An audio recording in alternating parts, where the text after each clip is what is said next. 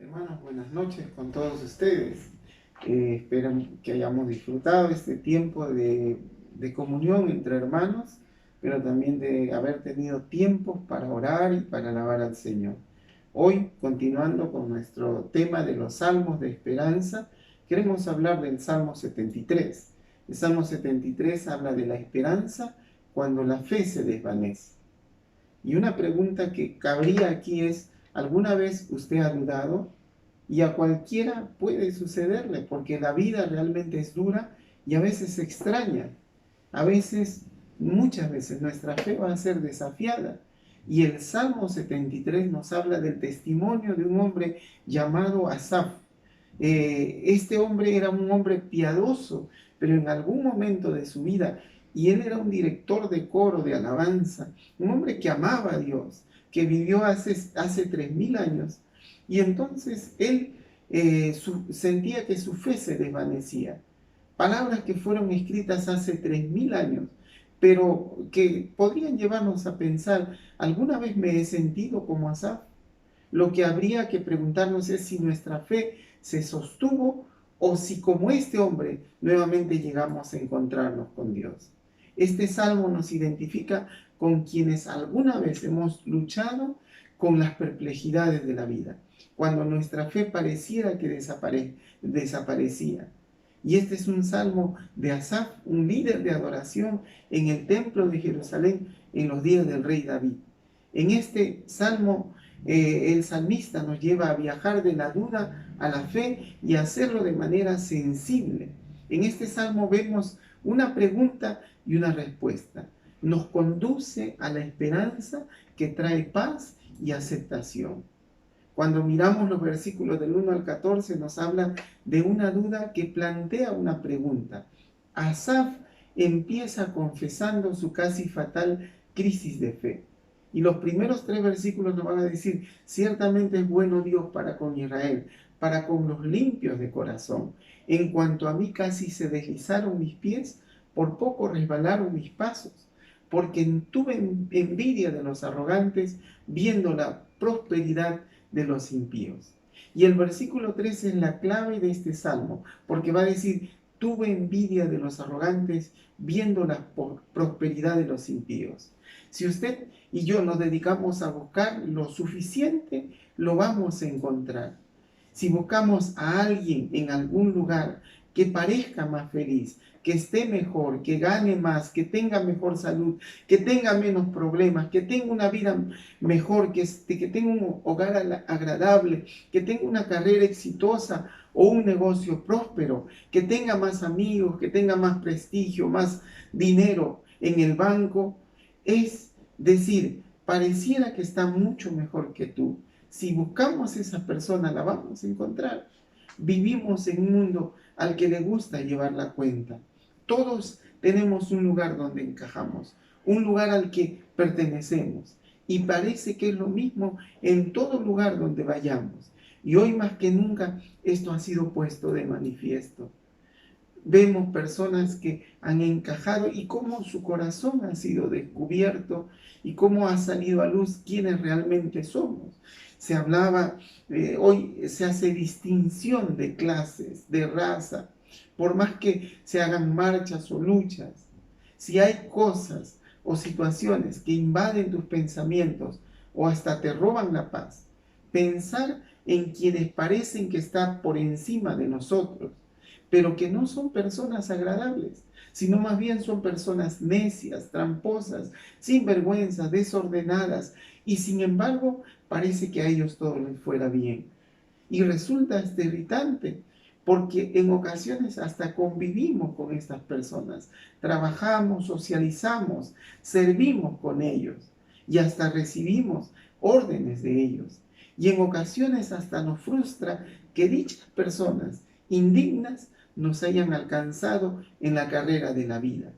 Y este no solo era un problema de Asaf, sino también el nuestro. ¿Cuál era el fastidio de Asaf, el salmista? No era el que los impíos o los malvados o los malos prosperen, sino que mientras ellos lo hacían, los limpios de corazón, los justos, no. Y entonces eso parecía una injusticia. Nosotros somos hijos de Dios. Nos esforzamos por agradar a Dios. Y aunque luchamos y en ocasiones le fallamos y queremos hacer su voluntad, nos planteamos esta pregunta: si Dios me ama, ¿por qué deja que los malos se salgan con la suya? ¿Por qué somos hasta tratados mal por muchas personas?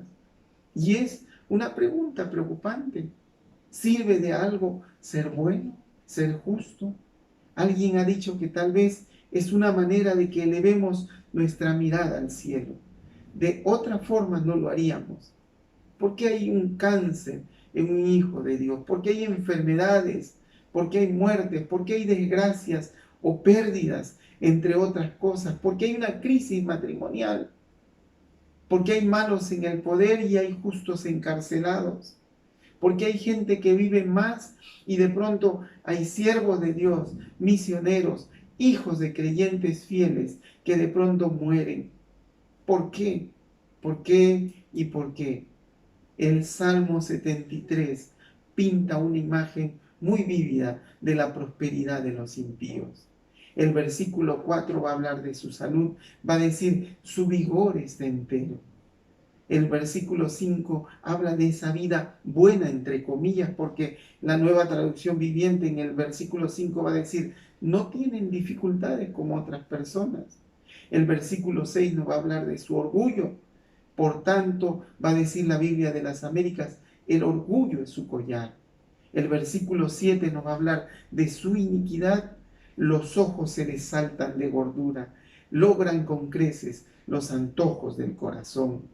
El versículo 8 nos va a hablar de sus palabras maliciosas. La Nueva Traducción Viviente va a decir: se burlan y hablan solo maldades. En su orgullo procuran aplastar a otros. El versículo 9 nos va a hablar de sus palabras jactanciosas. Ponen su boca contra el cielo, va a decir. El versículo 10 nos va a hablar de su popularidad. Por eso dice la Biblia: la gente los alaba y no encuentra ninguna falta en ellos. El versículo 11 nos va a hablar de la blasfemia de este tipo de personas. Por eso el versículo 11 va a decir: y dicen, ¿cómo lo sabe Dios? ¿Y hay conocimiento en el Altísimo? El versículo 9 también nos va a hablar de esa vida sin preocupaciones. El versículo 12, perdón. El versículo 12, la primera parte, en la traducción en lenguaje actual va a decir: así son los malvados, no se preocupan de nada. Y el versículo 12 también nos va a decir, nos va a hablar de su riqueza, y cada vez son más ricos, dice. Salud y dinero. Los malos obtienen todas las cosas buenas. Debemos admitir que esta descripción es a menudo muy cierta. Describe con asombro detalles de cómo es la vida sin Dios. El versículo 7 nos habla de sus corazones insensibles. ¿Qué acusación es esa? Son como son, les gusta ser como ellos son y parecen vivir sin ningún tipo de culpa. Al pensar en todo esto, no necesitamos responder, porque es lo suficientemente cierto esa descripción. Si bien no es una descripción perfecta de cada persona impía, va a funcionar bien como un retrato de cierta clase de personas que viven en el pecado, que viven lejos de Dios. Todos hemos conocido a algunas de estas personas que se ajustan a este patrón. Y aquí vamos a ver 3 errores fundamentales. Asaf, tan bueno como era, cometió 3 errores básicos, fundamentales.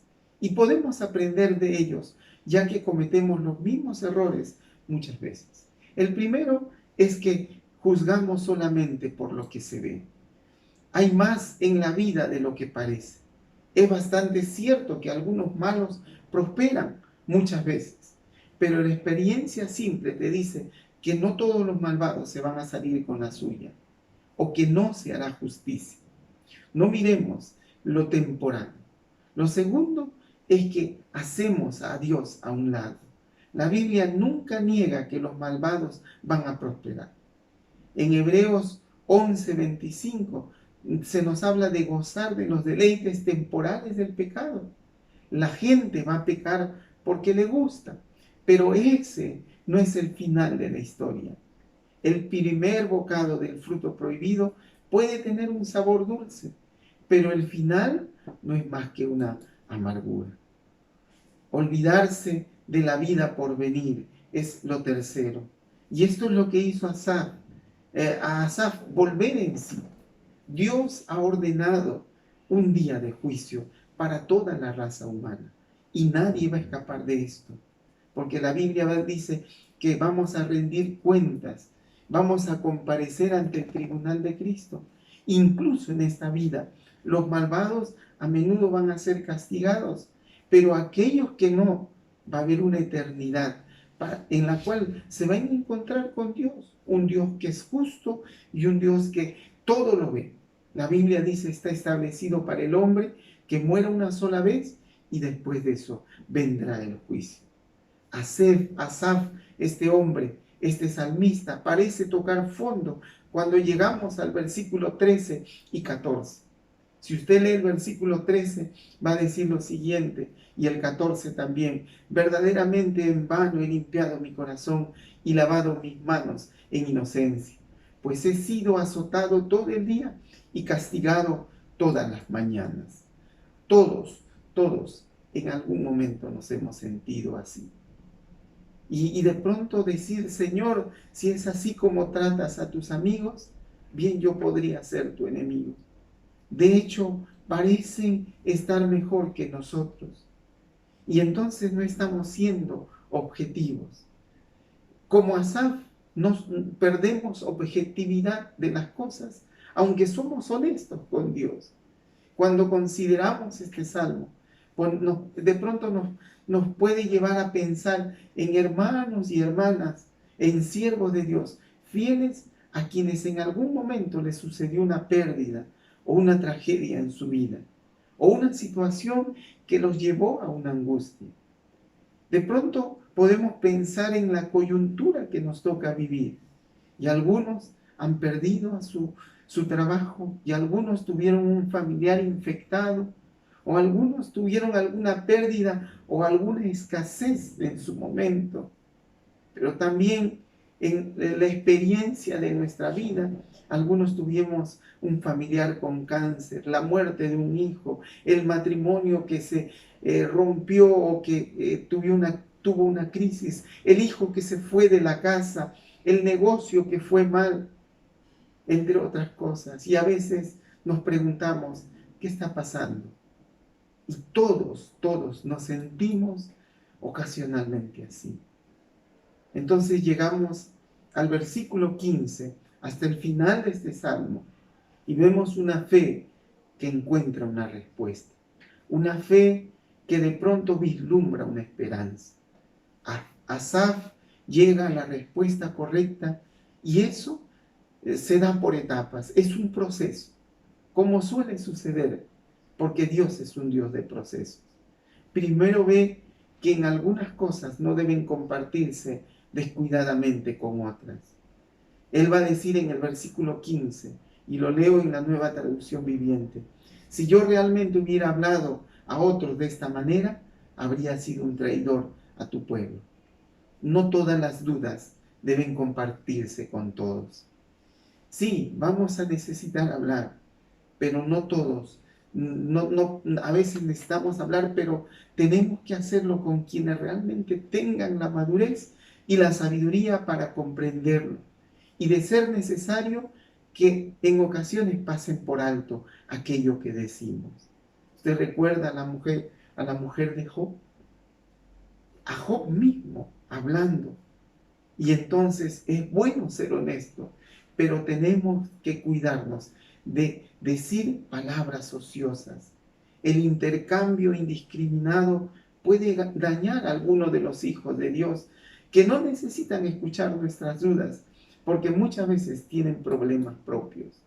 La mayoría de las veces no entenderemos por qué las cosas suceden como suceden. ¿Por qué muere un hombre y vive otro? ¿Por qué se enriquece una persona reprobada por Dios mientras un santo se hunde en la pobreza extrema? ¿Por qué se incendia la casa de un creyente? ¿Por qué perdió el trabajo? ¿Por qué su hija se enfermó? Como un hombre que nunca fue atrapado haciendo trampa, ¿verdad? Mientras y hacía trampa y nunca fue atrapado, mientras otro que cumple con todos los requisitos de la ley pierde su trabajo.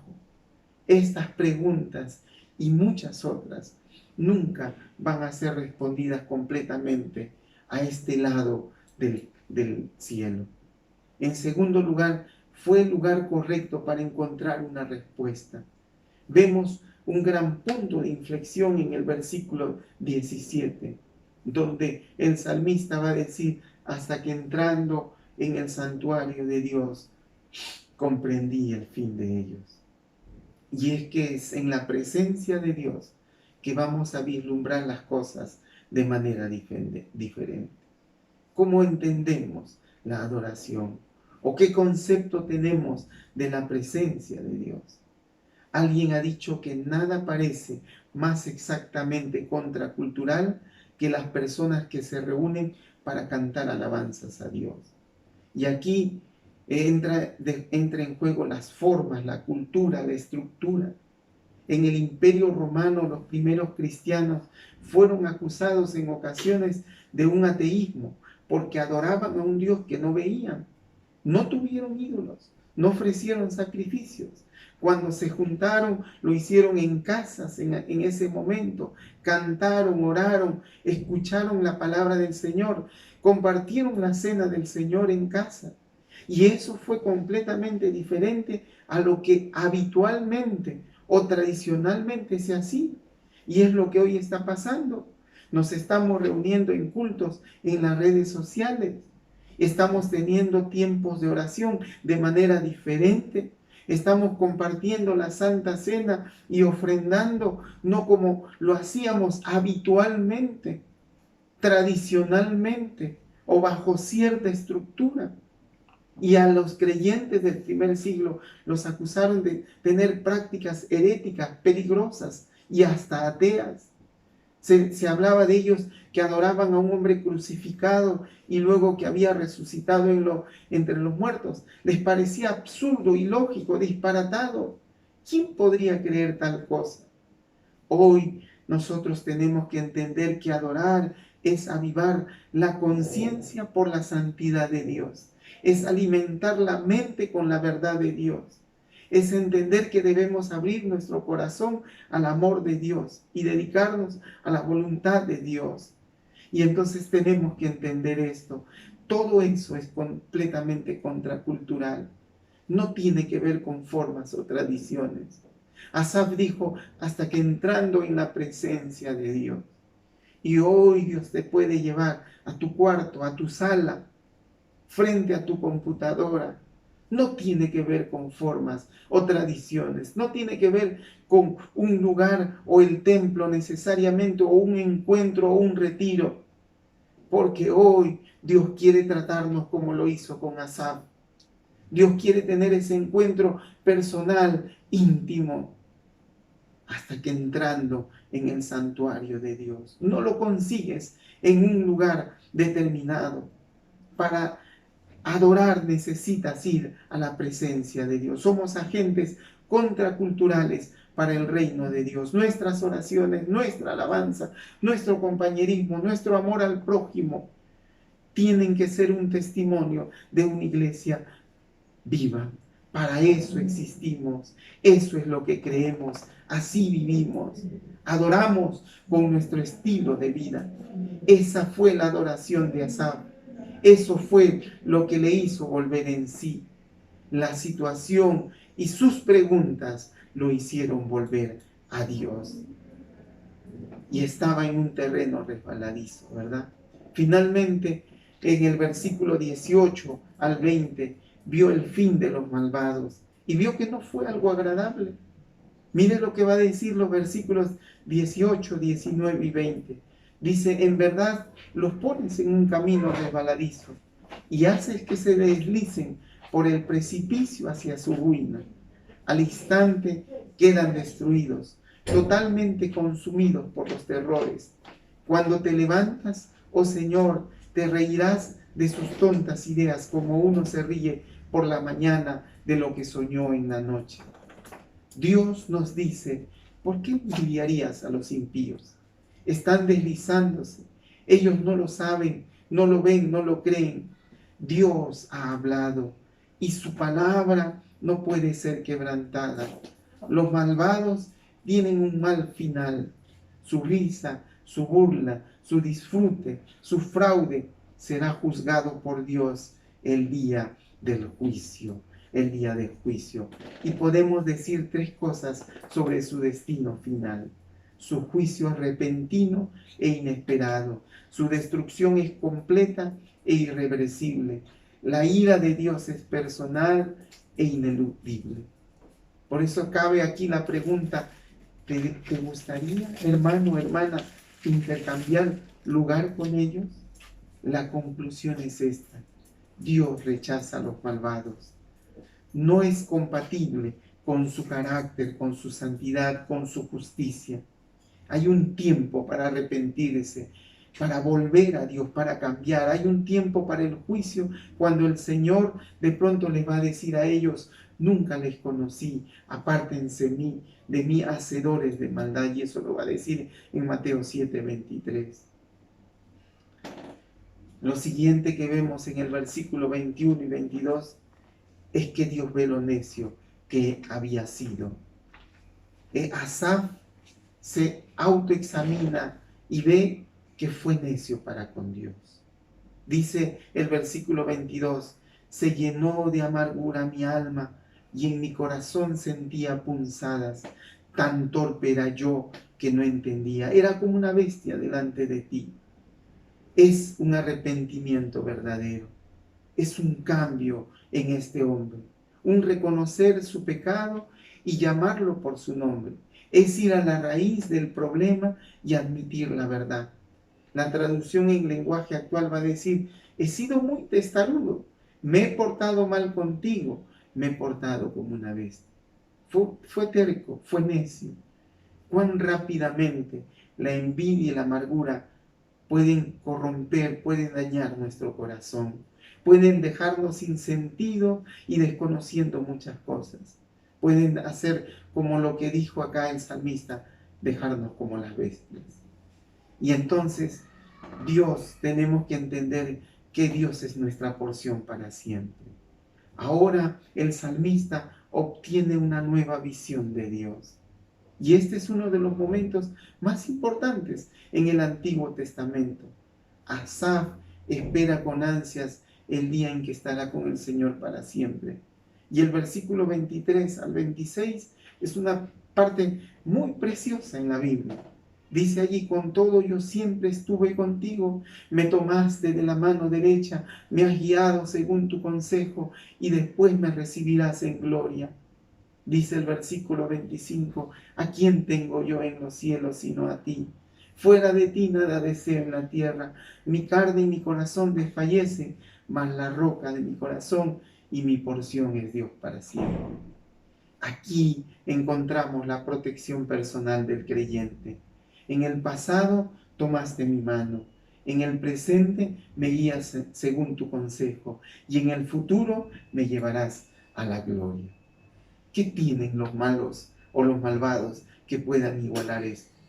¿Qué puede igualar la presencia personal de Dios mismo en nuestra vida? ¿Cuánto vale saber que algún día estarás con el Señor en gloria? Las riquezas de los impíos no significan nada. No tienen nada sin Dios. El salmista va a decir, ¿a quién tengo yo en los cielos sino a ti? Tú eres mi porción, tú eres mi todo, le está diciendo. Sin Dios, no tienen nada sin Dios. Sin perdón, sin cielo, sin esperanza, no tienen nada. Con Dios nosotros lo tenemos todo. Y siempre lo tenemos todo, sin importar las experiencias o las circunstancias exteriores en nuestra vida. Es grandioso ser cristiano cuando mueres.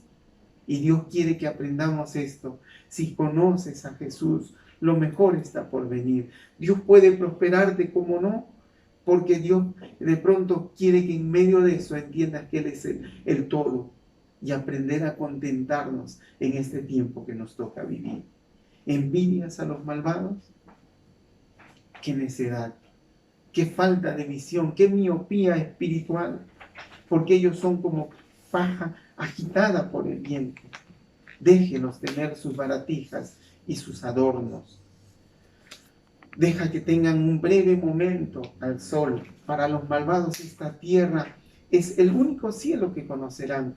Para los justos esta tierra es el único infierno que soportaremos. Al final descubriremos que nada en la tierra o en el cielo es más deseable que Dios. Podemos morir, pero incluso la muerte no puede cortar nuestra relación con Dios, porque es tan segura como Dios mismo. Mientras Dios esté en el cielo, estaremos con Él en gloria. Ningún hombre malvado puede quitarnos esto. Cuando ponemos nuestra gloria venidera en la balanza de la eternidad, la prosperidad pasajera de los malvados no es nada en absoluto. Para tomar prestada una frase de Jonathan Edwards, él decía lo siguiente: los piadosos tienen una mejor porción a pesar de que todo lo que tienen es Dios.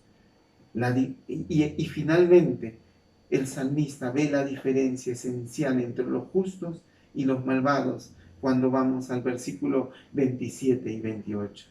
Vamos en diferentes direcciones. Los impíos algún día perecerán en el infierno, pero los justos conocieron a Dios ahora y se enfrentan con Él para siempre. Para ir terminando, algunas conclusiones simples, sencillas. En esta vida los malvados a veces prosperan, mientras que los justos parece que estamos siendo sacudidos. Segundo, mientras nos comparemos, nuestras vidas se van a ver afectadas y llenas de envidia, ira y frustración. Tercero, aquellos que olvidan a Dios en esta vida, algún día descubrirán que todo lo que vivieron será destruido repentina y completamente. En cuarto lugar, aquellos que se aferran a Dios en tiempos de confusión, encuentran que Él es más que suficiente para esta vida y para la venidera. Quinto, dado que Dios es más que suficiente, cuando tengamos la tentación de la falta de esperanza, de una desesperación, proclamemos la suficiencia de Dios a cualquiera que nos escuche. Sexto, Dios permite la prosperidad a los malvados, porque eso es todo lo que van a obtener.